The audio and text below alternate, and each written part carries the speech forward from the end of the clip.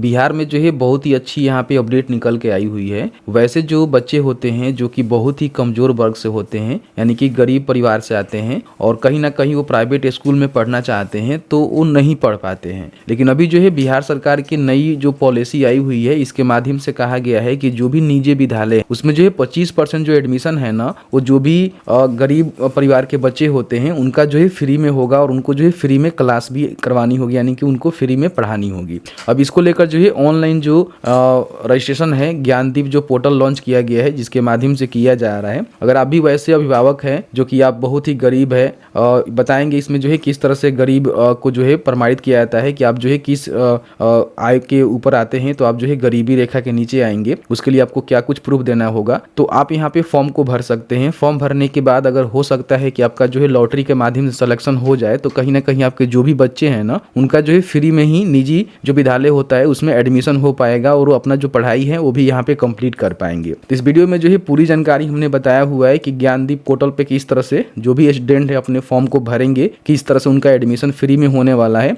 और क्या कुछ प्रोसीजर रहने वाला है एडमिशन प्रक्रिया की। तो सभी जानकारी हमने बताया हुआ है। तो प्लीज वीडियो शुरू से अंत तक लेकर जरूर देखेंगे और वीडियो थोड़ा सा भी अच्छा लगे तो प्लीज वीडियो को लाइक करेंगे। इसी पोर्टल के माध्यम से आप फॉर्म को भर सकते हैं। फॉर्म कैसे भरना है उसकी जानकारी देंगे, लेकिन उससे पहले समझिए कि इसमें जो है कौन बच्चे फॉर्म भरेंगे और किनका जो है फ्री में एडमिशन होगा। यहाँ पे देखेंगे तो बताया गया है कि शिक्षा विभाग बिहार सरकार द्वारा शिक्षा का अधिकार अधिनियम 2009 की धारा 12 एवं बिहार राज्य बच्चों की मुक्त एवं अनिवार्य शिक्षा नियमावली 11 के तहत प्रस्वीकृत प्राप्त निजी विद्यालय यानी कि जो प्राइवेट स्कूल होते हैं उसमें 25% अलाभकारी एवं कमजोर समूह के बच्चों का ज्ञानदीप ऑनलाइन पोर्टल के माध्यम से शैक्षणिक सत्र 2025-26 का नामांकन किया जाना है। नामांकन हेतु दिशा निर्देश निम्नलिखित है। कहने का मतलब कि जो भी ज्ञानदीप पोर्टल है इसके माध्यम से ये निर्णय लिया गया है कि 25% ऐसे बच्चे हैं जो कि अलाभकारी हैं, कमजोर समूह से हैं, जो कि प्राइवेट स्कूल में पैसे देकर नहीं पढ़ सकते हैं, तो उनको जो है फ्री में पढ़ाया जाएगा। ठीक है, तो ये जो है पूरी तरह से 25% बच्चों का जो एडमिशन है वो फ्री में यहाँ पे होने वाले हैं। जैसे कि मान लीजिए किसी प्राइवेट विद्यालय में 100 सीटें हैं तो उसमें से 25 सीटें जो है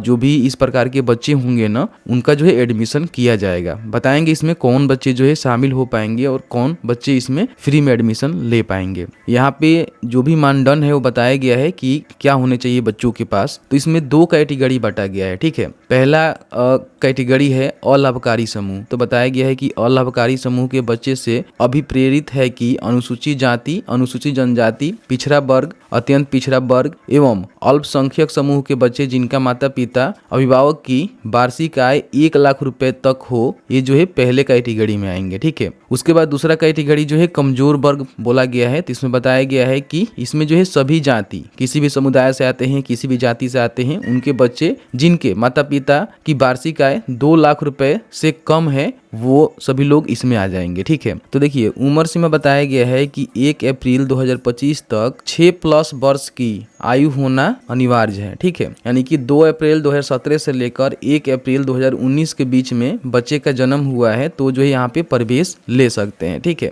मान लीजिए जन्म प्रमाण पत्र जो कि अस्पताल या फिर नर्स आंगनबाड़ी के द्वारा जो है बच्चे या फिर अभिभावक द्वारा उम्र हेतु दिया गया घोषणा पत्र के माध्यम से प्रूफ आपको देना पड़ेगा। जाति, आय, निवास आपको देना होगा। ठीक है, इसमें बताया गया है कि निवास में आप चाहें तो आधार कार्ड, मतदाता पहचान पत्र, ड्राइविंग लाइसेंस, रेंट एग्रीमेंट, बिजली बिल भी दे सकते हैं। लेकिन जाति, आय आपको अलग से बनवा कर देना होगा, जिसमें आय आपका 1 लाख या फिर 2 लाख से कम होनी चाहिए, जिसके अंतर्गत आप फॉर्म को भरना चाहते हैं। ये जानकारी यहाँ पे बोला गया है। बाकी यहाँ पे देखेंगे सभी डॉक्यूमेंट जो लगेगा आगे आपको हम बताने वाले हैं। पूरी तरह से आपको जो है ऑनलाइन फॉर्म को भरना है। ठीक है, तो फॉर्म भरने के लिए और इसके बारे में ज्यादा जानकारी के लिए सबसे पहले आपको easy2net.com पे आना होगा। तो आप गूगल में सर्च कर सकते हैं। फर्स्ट में आपको वेबसाइट मिलेगा, इसको यहाँ से ओपन कर लीजिएगा। यहाँ पे सरकारी योजना के सेक्शन में देखेंगे तो यहाँ पे आपको लिंक देखने को मिल जाएगा ज्ञानदीप पोर्टल का। ठीक है, नहीं मिलता है तो इसका जो लिंक है डिस्क्रिप्शन बॉक्स में दिया गया है, वहां से भी क्लिक करके आ सकते हैं।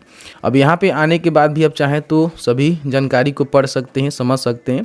26 दिसंबर से जो है एप्लीकेशन यहाँ पे स्टार्ट किए गए हैं। ठीक है, और यहाँ पे बताया गया है कि आप जो है 25 जनवरी तक जो है अपना फॉर्म भर सकते हैं, ये डेडलाइन है। ठीक है, उसके बाद यहाँ बताया गया है कि 30 दिसंबर से लेकर 10 फरवरी के बीच में जो भी छात्र हैं उनका सत्यापन किया जाएगा और सत्यापित जो भी छात्र हैं उनका ऑनलाइन स्कूल जो आवंटन है वो 15 जनवरी को किया जाएगा, ठीक है। और द्वितीय चरण का जो आवंटन है वो 16 फरवरी से लेकर 25 फरवरी के बीच में किया जाएगा। उसके बाद उनका जो भी प्राइवेट कॉलेज होगा उसमें एडमिशन करा लिया जाएगा, ठीक है।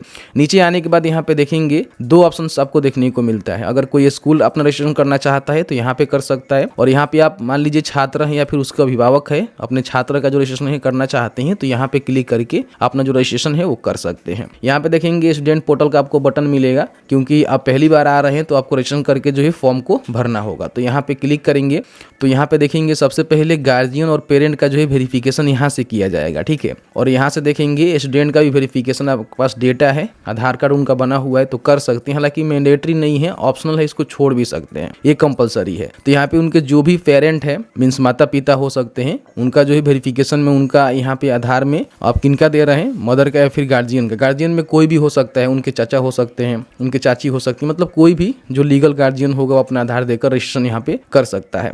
अगर आप मदर है या फिर फादर है तो अपने हिसाब का सिलेक्शन करेंगे। फिर यहाँ पे आपके आधार कार्ड पे जो भी नेम है वो यहाँ पे डालेंगे, आधार नंबर आपको डालनी है, और यहाँ पे अपना date of birth Aadhaar card के हिसाब से डालनी है। यहाँ पे अपना जेंडर बतानी है और अपना जो भी मोबाइल नंबर है उसको यहाँ पे डालकर वेरीफाई कर लीजिएगा, ठीक है। तो यहाँ पे एक OTP जाएगा आपके मोबाइल नंबर पे, OTP यहाँ पे डालेंगे, फिर यहाँ पे वेरीफाई के बटन पे क्लिक करेंगे तो इस तरह से आपका OTP वेरीफाई हो जाता है, ठीक है।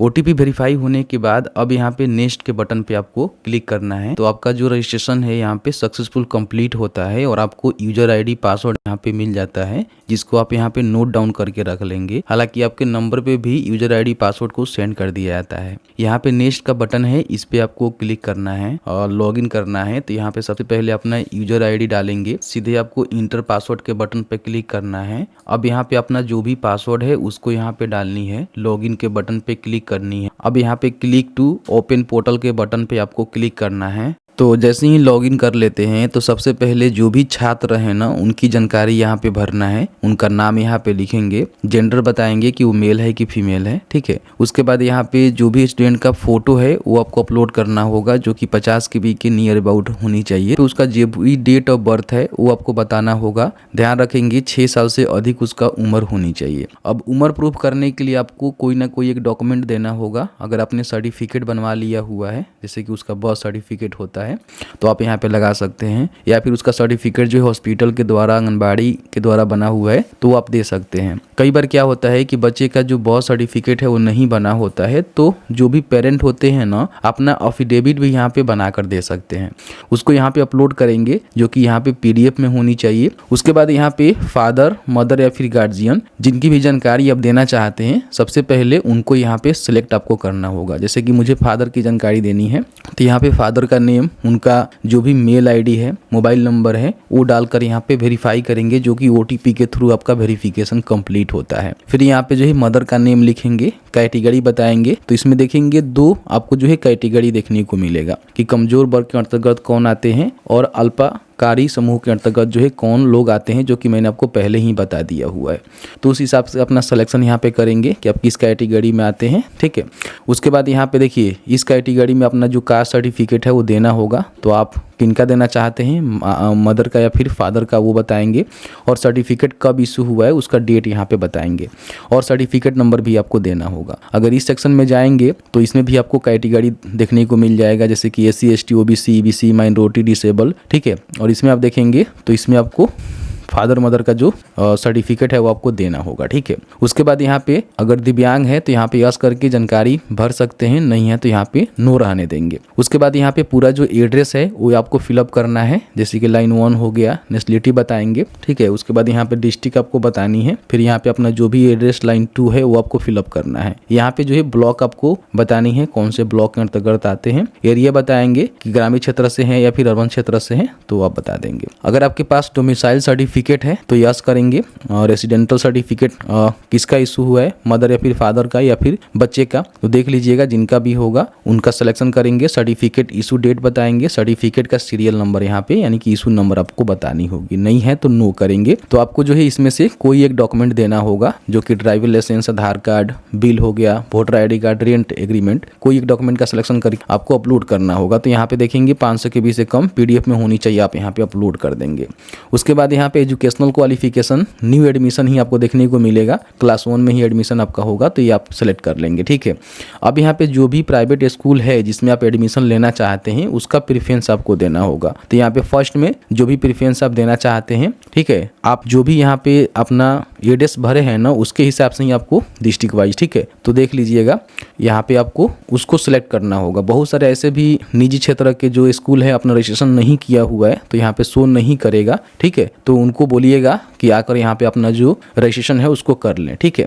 तो इस तरह से सिलेक्ट करेंगे, फिर यहाँ पे दूसरा प्रीफरेंस, फिर यहाँ पे तीसरा प्रीफरेंस देंगे, ठीक है। यहाँ पे इस तरह से अपना भरते जाएंगे, ठीक है।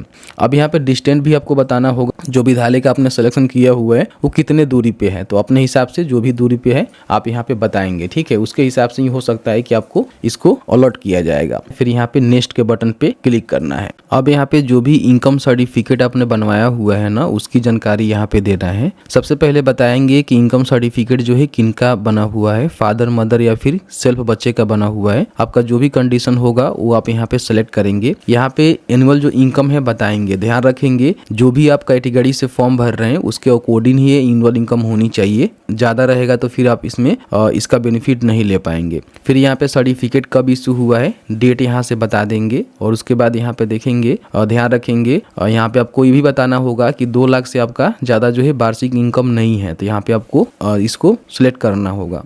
इनकम सर्टिफिकेट कौन सा ईयर का बना हुआ है, तो 23-24 में दोनों भी किसी ईयर का बना होगा, आप यहाँ पे बता सकते हैं और उसका जो सर्टिफिकेट नंबर है वो भी यहाँ पे डाल सकते हैं, ठीक है। इसको डालने के बाद जो है नेक्स्ट के बटन पे क्लिक करेंगे। अब यहाँ पे आपने जो भी फॉर्म को फिलअप किया हुआ है उन सभी की जानकारी जो है प्रीव्यू सेक्शन में आपको देखने को मिलेगा। जैसे कि देखेंगे तो यहाँ पे स्टूडेंट का डिटेल्स रहेगा जो आपने फिलअप किया हुआ है। अगर इसमें किसी प्रकार की कोई मिस्टेक हो गया है जिसको आपको एडिट करना है तो एडिट के बटन पर क्लिक करके एडिट कर सकते हैं। यहाँ पे देखेंगे तो एड्रेस वाला डिटेल्स सेक्शन आपको देखने को मिलेगा, तो इसमें भी किसी प्रकार की कोई गलती है तो यहाँ पे एडिट कर सकते हैं। यहाँ पे देखेंगे एजुकेशन डिटेल्स है, इसमें भी आप चेकआउट कर लेंगे। कोई आपको गलती लग रहा है तो आप यहाँ पे एडिट जरूर कर लेंगे। उसके बाद आपने जो भी इनकम सर्टिफिकेट का डिटेल्स दिया हुआ है उसका भी डिटेल्स यहाँ पे देखने को आपको मिलता है, इसमें भी एडिट करने की आवश्यकता है तो यहाँ से एडिट कर सकते हैं।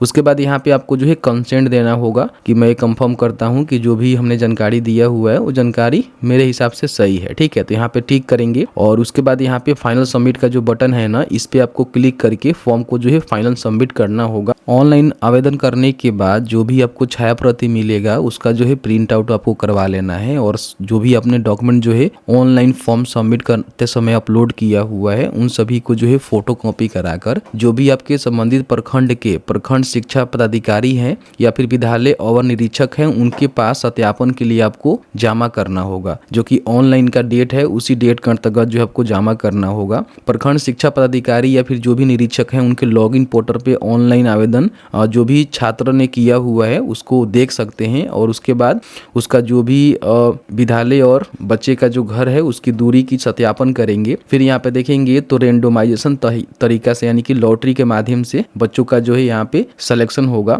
और उसके बाद सत्यापन होने के बाद जैसे ही मान लीजिए आप शॉर्टलिस्टेड हो जाते हैं, लॉटरी के माध्यम से आपका लिस्ट में नाम आ जाता है तो फिर आपका यहाँ पे विद्यालय में प्रवेश लिया जाएगा, ठीक है। तो ये सारी चीजों को आप पढ़ सकते हैं, समझ सकते हैं, मैंने आपको बता ही दिया हुआ है। बाकी जो इसका ऑफिशियल नोटिफिकेशन है आप यहाँ पे क्लिक करके यहाँ से डाउनलोड करके रीड आउट कर सकते हैं।